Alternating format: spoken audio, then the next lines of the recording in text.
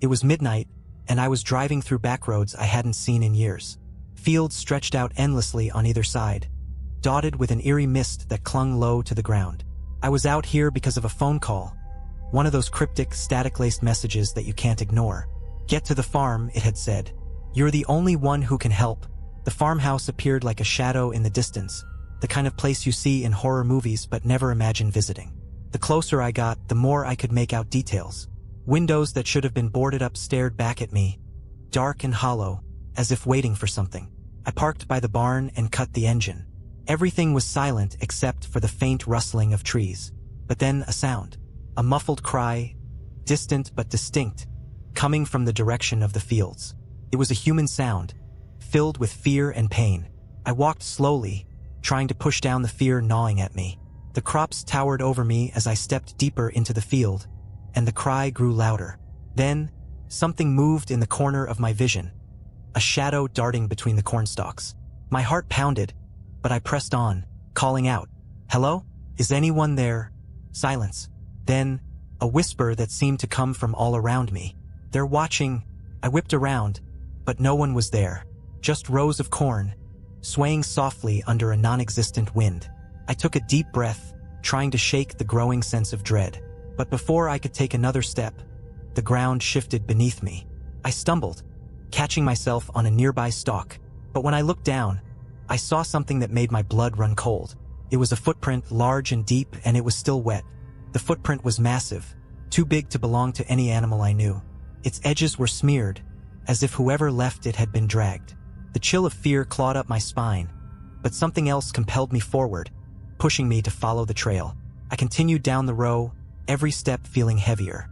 The air grew thick, almost tangible, pressing down on me as though the very atmosphere was trying to warn me away. Then, faintly, I heard it again. A whispering, but now more voices, layered over each other like a distorted choir. I froze as the voices rose in volume, crescendoing into a frenzied murmur that echoed through the fields. I strained my ears, trying to make out words, but all I could catch were fragments. The watchers, waiting hungry. Just then I saw it. A figure hunched and lurking at the end of the row. My breath hitched. The figure was backlit by a sickly glow coming from the farmhouse, casting it in an inhuman silhouette. The person, if it was a person, seemed to sway slightly, as if struggling to stay upright. But when I took a single step closer, they jerked and bolted into the corn. My instincts screamed at me to run in the opposite direction, but I forced myself to follow, weaving through the maze of stalks. The figure ahead moved impossibly fast, darting and weaving like a shadow on the wind. And then, without warning, it stopped. I approached cautiously, heart pounding, and finally got a clear look. It was a man, disheveled and dirt-streaked, his eyes wide with terror. He held a finger to his lips, signaling for silence, and gestured for me to come closer. "They're here," he whispered, barely audible. His gaze darted around as though expecting something to emerge from the shadows any second. "They come every night. Looking for us." "Who?" I managed, voice shaking. He glanced around, wild-eyed. "The things in the field. They're not human. They're not anything." Before I could process his words, the crops around us began to rustle. The sound was subtle at first, like a light breeze, but then it grew louder, surrounding us, closing in. The man grabbed my arm, his grip icy and desperate. "They're coming." My heart thudded as we crouched together in the narrow corridor between the rows, barely daring to breathe. The rustling grew louder, shifting from one side of us to the other, circling. I couldn't see anything, but I felt eyes on us. Countless, invisible eyes that watched and waited. The man beside me clamped his hand over his mouth, trembling as the sound intensified. And then, through a gap in the corn, I caught a glimpse of movement. It was tall and slender, moving low to the ground in a way that didn't look natural. The thing's limbs were stretched impossibly long, almost as if it was on stilts, but its motions were fluid, predatory. The man squeezed my arm, his eyes wide with terror. "They're like shadows," he breathed, voice quivering. "They blend with the night, slip between the rows, always searching. You can't let them see you or hear you." I tried to pull my arm free to steady myself, but his grip only tightened. He wasn't looking at me. He was fixated on the creature gliding through the corn. It was getting closer, its elongated body stretching and shifting with each step, as if it were made of smoke bound together by some unseen force. Then it stopped. In the narrow space between the stalks, it turned its head toward us. I held my breath, praying it couldn't see me through the thick shadows. But as I watched, the thing raised a twisted, bony hand and pointed directly. The man beside me let out a choked scream, scrambling to his feet and bolting down the row. He didn't make it far. The creature blurred forward, moving faster than I could track, and in an instant, it was on him. I wanted to look away, to shut out the horror, but I couldn't tear my eyes from the scene. The thing lifted the man by his throat with one of its elongated limbs, holding him aloft as if he weighed nothing. The man's screams echoed through the field, raw and piercing, before cutting off abruptly. I pressed myself flat against the ground, squeezing my eyes shut, heart hammering. I could hear the creature moving away, its steps slow and deliberate as it dragged something heavy behind it. The air grew still, leaving nothing but the oppressive silence of the corn. I waited, barely daring to breathe, until the silence became unbearable. Slowly, I opened my eyes, and in the faint light from the farmhouse, I saw the smear of red on the dirt where the man had been. I stayed crouched in the dirt, my pulse deafening in my ears. The smear of red glistened wetly in the moonlight, trailing off into the shadows. Part of me knew I should turn around, run back to the car, and leave this cursed farm behind. But I couldn't, not with the unnatural silence closing in around me. So thick and heavy it felt like it was swallowing every sound. My body moved on instinct, urging me forward, deeper into the field, following the direction where the creature had vanished with the man's body. Every step felt heavier, as if something was pulling me back, begging me to stop. But something far darker and far more stubborn kept me moving forward. The corn thinned as I walked, and then I saw it. An opening up ahead, a small clearing in the middle of the field. And at the center of that clearing was an old well, crumbling and overgrown, barely visible under the tangle of dead weeds and vines wrapped around it. But that wasn't the worst of it. Around the well lay piles of clothing. Some were tattered, others disturbingly fresh-looking, as if they had just been left behind. Shoes, shirts, jackets. They were all scattered around in messy heaps, abandoned in the dirt. I swallowed hard, my stomach churning as I approached. The air around the well felt wrong, colder and sharper, and a sour, metallic scent stung my nostrils. I forced myself closer, peering over the edge. The darkness inside seemed to stretch infinitely down, but as I leaned forward, a faint glimmer caught my eye, a ripple, like something shifting just beneath the surface of water. And then, faintly, I heard it again, that whispering.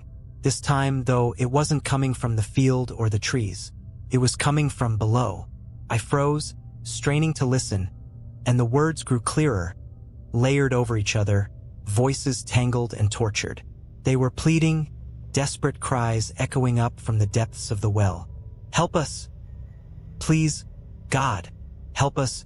The whispers spiraled up from the darkness, each one sharper and more frantic than the last. Then they shifted, twisting into a low, guttural growl that vibrated through my bones. I staggered back, clutching my ears as the growl rose to a deafening pitch, almost human but warped, hollow, as if it was coming from 1,000 throats at once. I stumbled away from the well, but I was too slow. I felt something cold and slimy wrap around my ankle, dragging me down to the dirt. I twisted around, staring in horror as a black, sinewy arm, covered in writhing shadows, reached up from the well, its fingers curling around my leg. I kicked and thrashed, but its grip was unbreakable.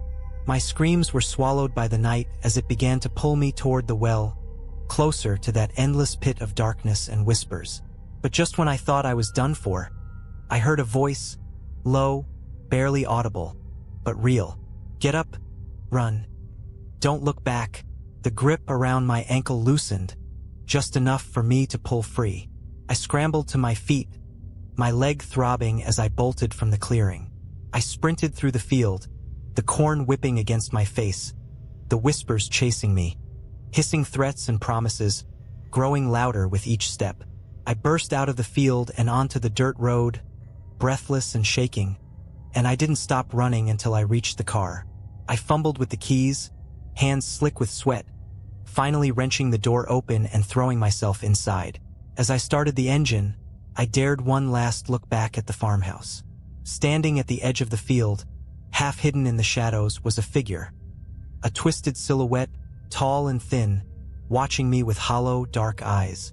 And beside it, the well, now pulsing faintly with a sickly green glow, as if it were breathing. I slammed my foot on the gas, tearing down the road, the whispers fading into the distance but echoing in my mind long after I'd left the farm behind. I drove in a blind panic, gripping the wheel so tightly my knuckles turned white.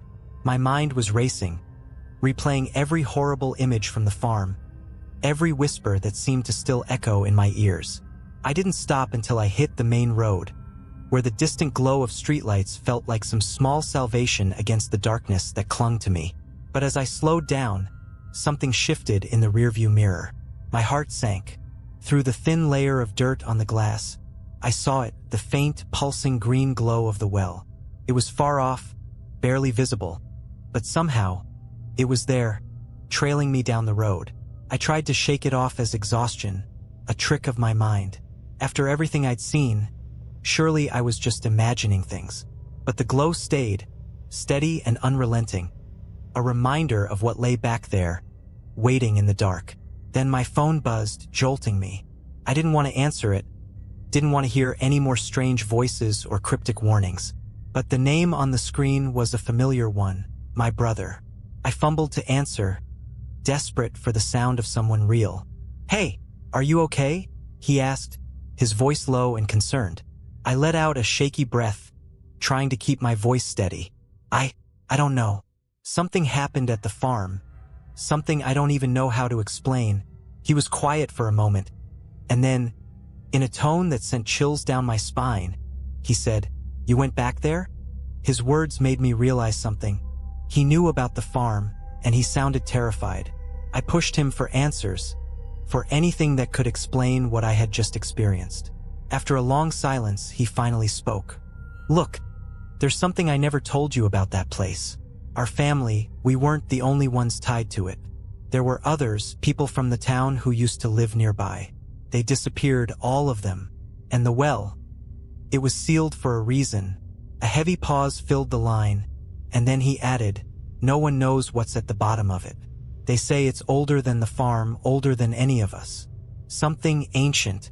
My stomach twisted as I remembered the whispers, the pleading voices that had echoed up from the well.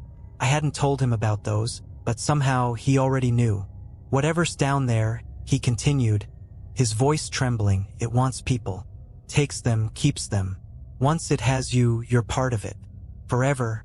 I felt a cold sweat break out on my skin. "But I got away," I whispered, almost to convince myself. Another silence, longer and more unsettling than the last. And then he said, "Did you?" A shiver ran down my spine, and I glanced at the rearview mirror again. The faint glow was still there, pulsing rhythmically, as if it were breathing. It was following me. The realization hit me like ice water. Whatever that thing was, whatever ancient, twisted force was bound to that well, it wasn't letting me go. I gripped the steering wheel, feeling trapped even as I sped down the open road. The green glow in the mirror pulsed steadily, a heartbeat of something unnatural, keeping pace with me no matter how fast I drove. "Listen to me," my brother's voice was taut with urgency. "You can't go home.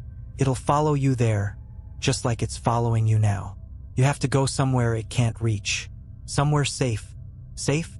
There's nowhere safe from this," I snapped, feeling the fear clawing at my chest. But deep down, I knew he was right. If I went home, it would follow. And if it followed, I didn't want to think about what it might do. I asked him, barely holding back the panic in my voice, "Where do I go?" He was silent for a moment, and then he said, "Do you remember the old church off the highway? The one that's always empty?" The image came to mind immediately. An old, crumbling church, long abandoned, its doors weathered and its windows blackened. It was isolated, surrounded by nothing but miles of fields, an eerie relic that locals avoided. The stories about it were enough to keep anyone away. But now, in the face of what was chasing me, it felt like my only hope. "Get there," he urged. "People say the place is hollow ground, built on something even older than the farm. Maybe it's strong enough to hold it back." I didn't need to be told twice. I slammed the accelerator, speeding toward the highway and hoping that this ancient place might somehow protect me from whatever horrors were crawling out of the farm. The road blurred as I tore through the dark countryside, the trees whipping past in a dizzying haze. But every few moments, I'd glance in the rearview mirror, and that glow was still there, unwavering, a sickly beacon in the night. Minutes later, the old church loomed ahead, silhouetted against the moonlight. It looked as decrepit as I remembered, its paint peeling, its steeple leaning at a precarious angle. I skidded to a stop and jumped out, half expecting the glow to surge forward and consume me. But to my shock, it halted at the edge of the church's grounds, like an invisible barrier was holding it back. The glow pulsed angrily, shifting and writhing like it was searching for a way through. I stumbled up the stone steps and pushed open the heavy wooden doors, nearly collapsing as I crossed the threshold. The inside of the church was dark and cold, and the silence was so complete it felt suffocating. But I could feel something, like the weight of centuries pressing down on me, as if the walls held secrets far older than anything I could understand. The glow remained outside, pulsing with a furious intensity, but it didn't move closer. I slumped against a pew, catching my breath, but the silence only made my nerves worse. Felt like the very air in the church was watching me, waiting. Then, from the shadows, a faint whisper drifted through the empty space. "You shouldn't have come here." I froze, staring into the darkness. The whisper came again, closer now, echoing from the altar at the front of the church. "Once you open a door, it cannot be closed." A shape began to form in the shadows near the altar, something tall and indistinct, like a figure draped in darkness. I held my breath as it moved closer, gliding silently down the aisle, its features blurred and shifting. As it approached, the temperature dropped, and the air filled with the smell of old earth and decay. I took a step back, heart pounding, as the figure's face came into view. A hollow, sunken mask, with eyes that seemed to hold entire worlds of darkness. It stared at me, unblinking, as if it could see everything I had seen, everything I had done. "You brought it here," it whispered, its voice a hollow echo. "The thing from the well. Now it knows this place. And now," it paused, its eyes narrowing, "now it will take you." I backed away, panic gripping me as the figure pointed a skeletal finger toward the door. Slowly, the green glow began to seep through the wood, as if the barrier was weakening, the ancient protection of the church crumbling under the weight of whatever malevolent force I had unleashed. I turned to run, but the doors slammed shut, sealing me inside. The figure stepped closer, its voice turning into a chant. Words I couldn't understand but that filled me with a primal dread. The walls of the church seemed to warp and twist, bending toward me, as though they were closing in. Desperate, I screamed, my voice lost in the darkness, but the figure only watched, silent and unmoved, as the green glow finally broke through, flooding the church with an otherworldly light. The light flooded in like a tidal wave, thick and suffocating, washing over the pews, the walls, even the shadowed figure that seemed to vanish into it. I stumbled back, shielding my eyes as the green light twisted and pulsed, casting unnatural shadows that writhed and danced across the ancient stone walls. And then I heard it again. A voice, layered and distorted, calling my name. But this time, it wasn't the faint, distant whisper I'd heard in the field. This was something far more powerful, a voice that seemed to come from within the light itself. "Come closer." I felt an inexplicable pull, like my feet were rooted to the spot, dragging me forward against my will. Every instinct screamed at me to run, but my body refused to listen. My legs moved as though guided by invisible strings, each step bringing me closer to the altar, where the light grew brighter, more intense, a swirling vortex of green that seemed to pulse in time with my racing heartbeat. I tried to stop, to turn back, but my body continued forward, drawn like a moth to a flame. And as I neared the altar, the light shifted, parting like a curtain to reveal something impossible. There, standing at the center of the glow, was the figure of a man I recognized. It was my grandfather, the one who had owned the farm before me, the one who had always warned us to stay away from the well. He looked exactly as I remembered him, down to the old, faded work clothes and the weathered lines on his face. But his eyes were hollow, filled with the same sickly green light that flooded the church. "Grandpa," I whispered, my voice trembling. He didn't respond, only lifted one hand, beckoning me closer with a slow, mechanical motion. I felt a surge of hope, a foolish, desperate hope that somehow he had come to save me, to protect me from the horror I had unleashed. But as I stepped closer, the illusion shattered. His skin began to peel, flaking off in pieces that drifted into the air like ash. His face contorted, his jaw stretching unnaturally wide, his mouth splitting open to reveal row after row of blackened, rotting teeth. His hand, still outstretched, twisted and morphed, the skin peeling back to reveal twisted, sinewy tendons and bone, stretching out toward me. A low, guttural growl echoed from his mouth, a sound that was neither human nor animal. The words that followed were garbled, a language I couldn't understand, but their meaning was painfully clear. I was not meant to escape. I stumbled back, but the light surrounded me, a wall of sickly green pressing in from all sides. I could feel it creeping over my skin, cold and clammy, like fingers wrapping around my throat.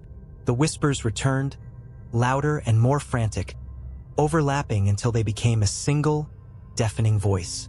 "You are bound to us. You brought us to this place, and now you will stay."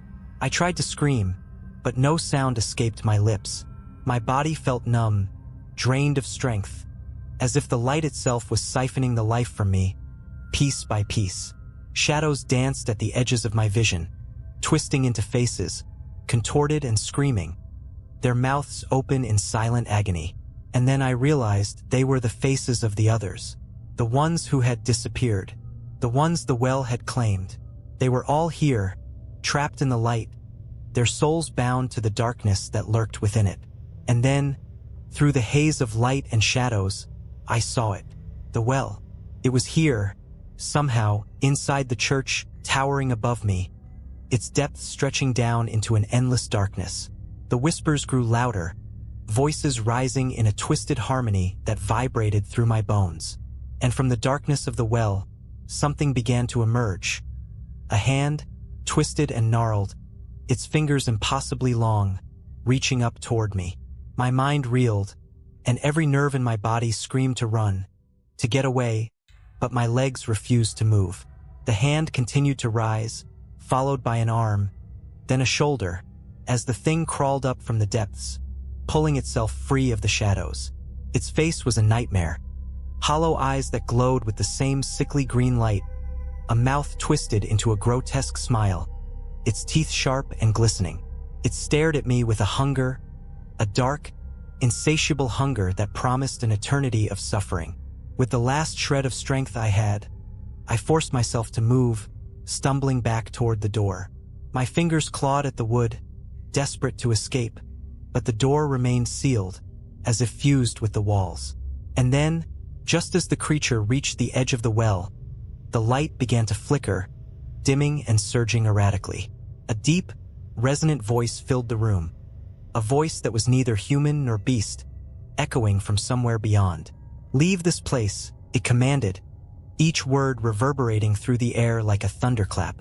The creature froze, its head snapping toward the light, its expression twisted with fury.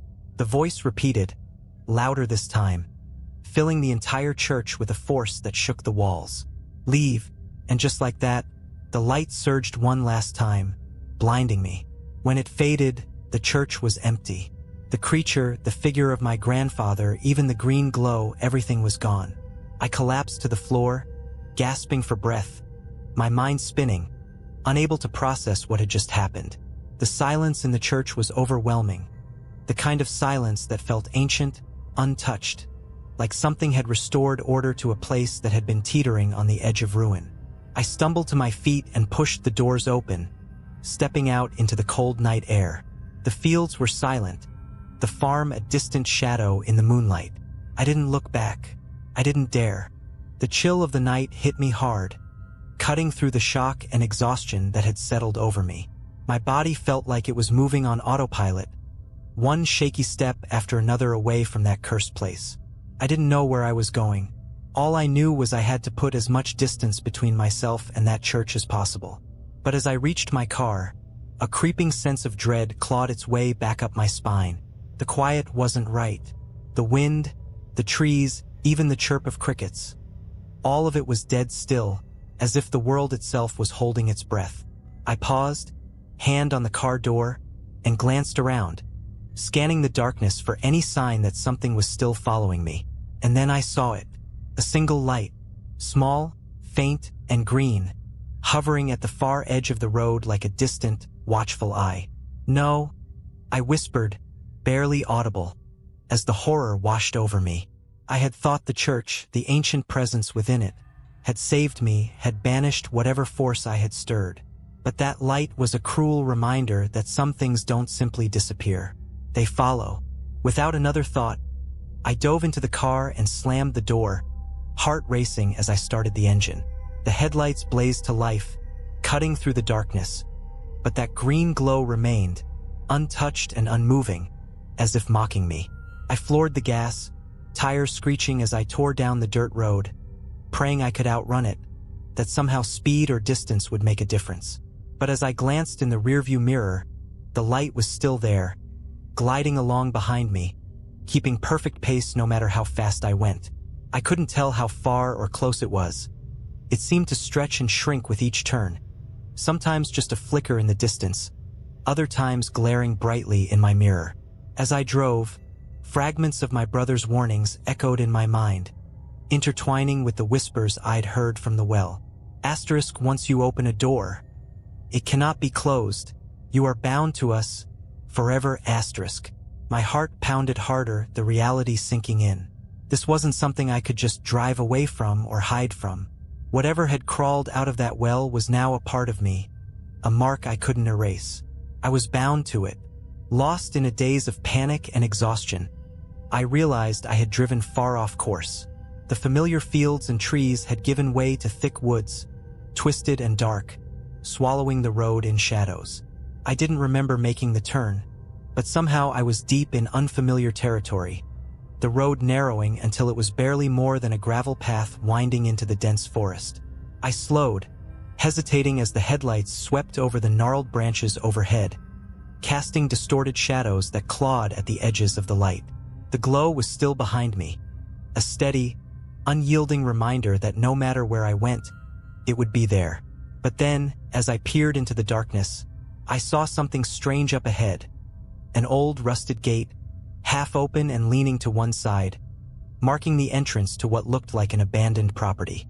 The remnants of a fence stretched out on either side, disappearing into the shadows, and beyond the gate stood the dark outline of another building, half hidden by the trees. I didn't know why I felt compelled to stop, but a force stronger than fear seemed to draw me toward the gate, urging me to go inside. Maybe it was a faint hope that I could lose the glow here, hide within whatever haunted remains lay beyond those rusted bars.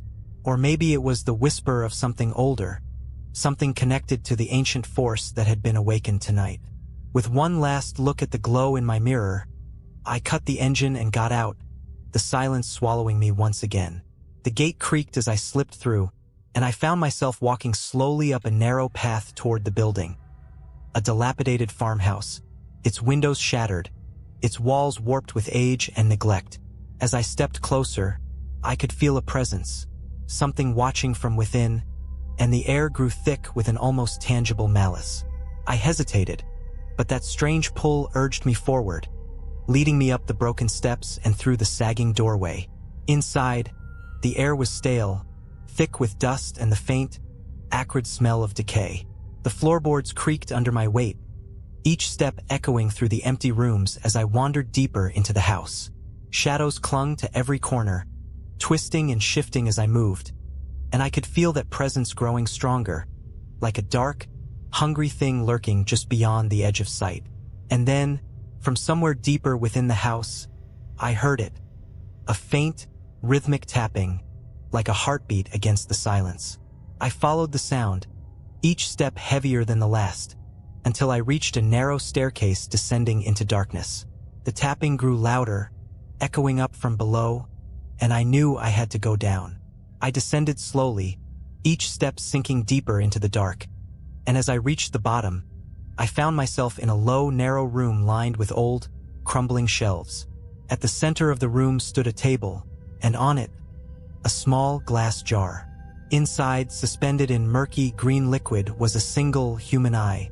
The eye was open, staring straight at me, and as I looked into it, I felt a surge of terror so intense I could barely breathe. The whispers returned, louder and more insistent, filling the room with 1,000 voices, each one clawing at my mind. Bound to us, forever, never escape. The eye blinked, once, slowly, and the voices swelled, rising to a deafening crescendo. The walls began to close in, the shadows stretching and twisting, filling the room with a suffocating darkness. I stumbled back, my hand finding the wall, fingers clawing for the stairs. The voices were all around me, pressing in, crushing me under the weight of their ancient rage. I bolted up the stairs, racing through the house and back out into the cold night air. The green glow was gone, but I didn't stop running, didn't look back as I tore down the path, through the gate, and back to my car. As I slammed the door and sped away, I couldn't shake the feeling that I hadn't truly escaped, that the thing from the well had left something behind, a piece of itself that would always be with me. And as I looked in the rearview mirror one last time, I saw it, the faint outline of that eye hovering just behind me, watching, waiting. I knew then that no matter where I went, no matter how far I ran, it would always be there, lurking in the shadows, bound to me, forever. The days after that night blurred together, every hour tainted with the suffocating knowledge that I wasn't alone.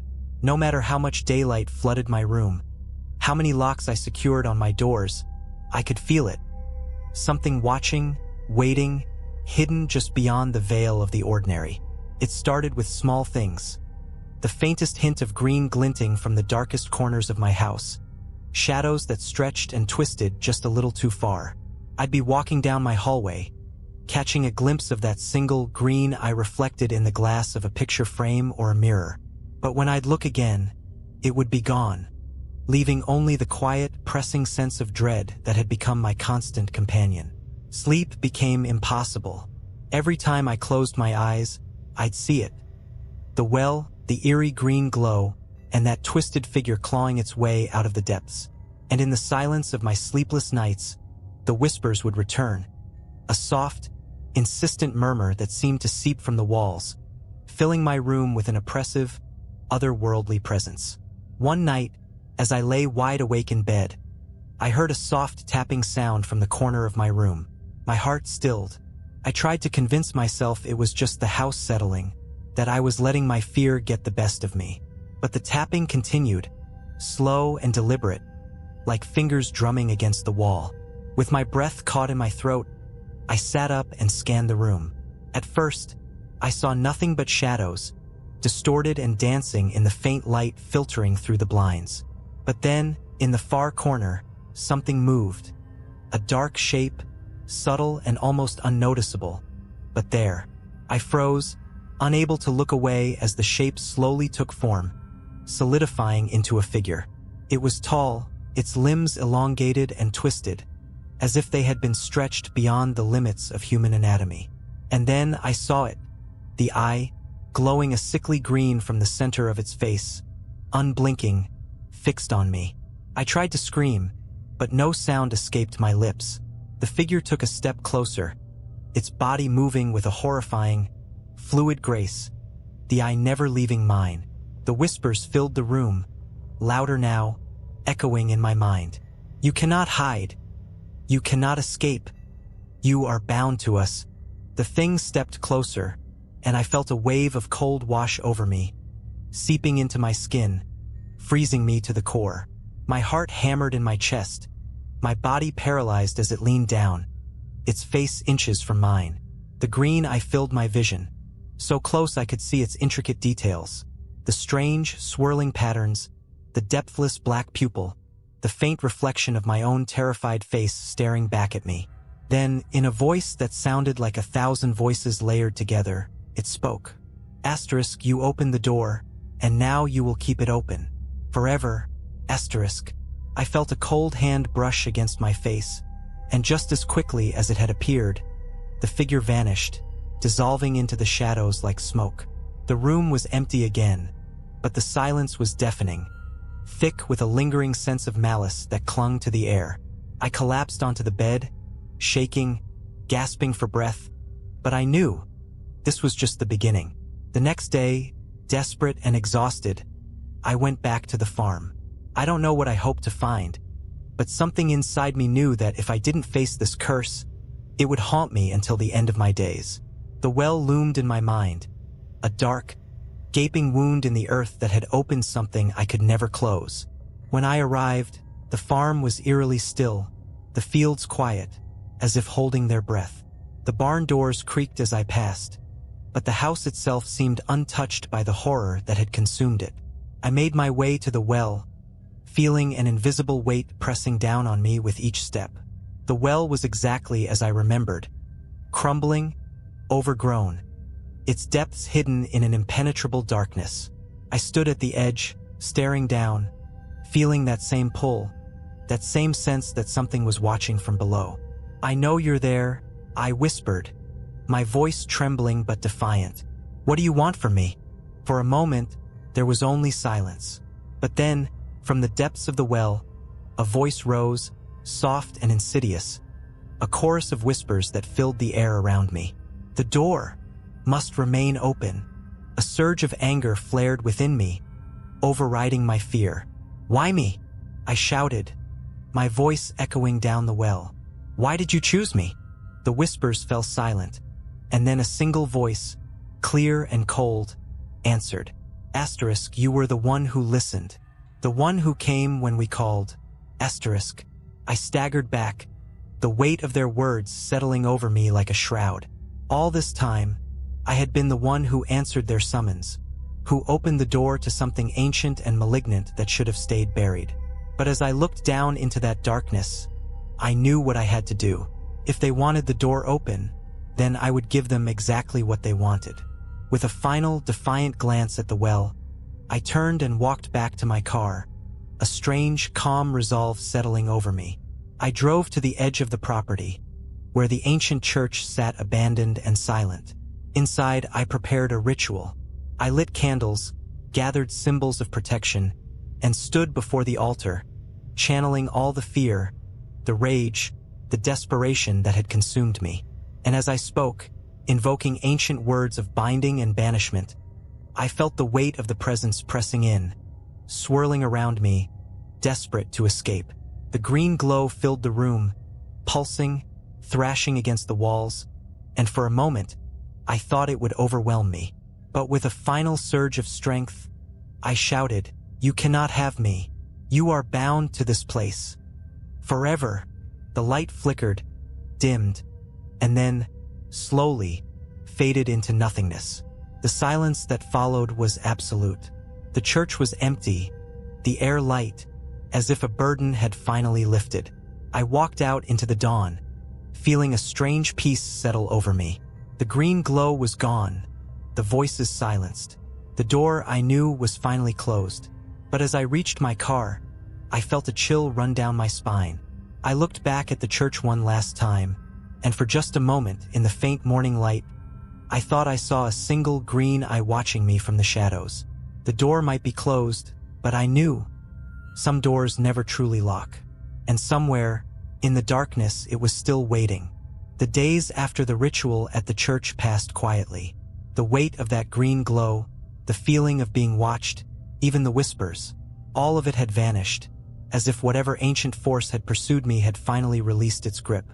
I tried to move forward, tried to convince myself that I was free, but the peace was fragile, thin as glass, and deep down, I couldn't shake the sense that I'd only delayed the inevitable. One evening, I decided to leave town. My life had unraveled in ways I couldn't explain to anyone. I wanted distance, wanted to erase the memories of the farm, the well, and that single green eye.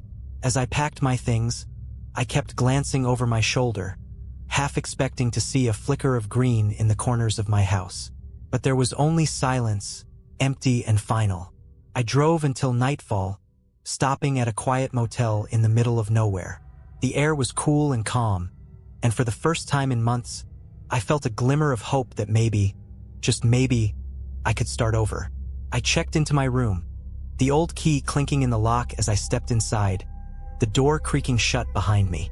The room was plain, with a single lamp casting a soft, warm glow. I sank onto the bed, exhaustion settling over me, and let out a long, shaky breath. It felt like a release, like letting go of a burden I'd been carrying too long. I let my eyes drift shut, finally surrendering to sleep. But then a faint, rhythmic tapping. My eyes snapped open. The room was dim, the shadows pooling in the corners and stretching toward the bed. I held my breath, hoping it was just my mind playing tricks. But the tapping continued, louder, deliberate, like someone tapping a long, gnarled finger against the wall. I turned toward the sound, pulse racing, and saw the source.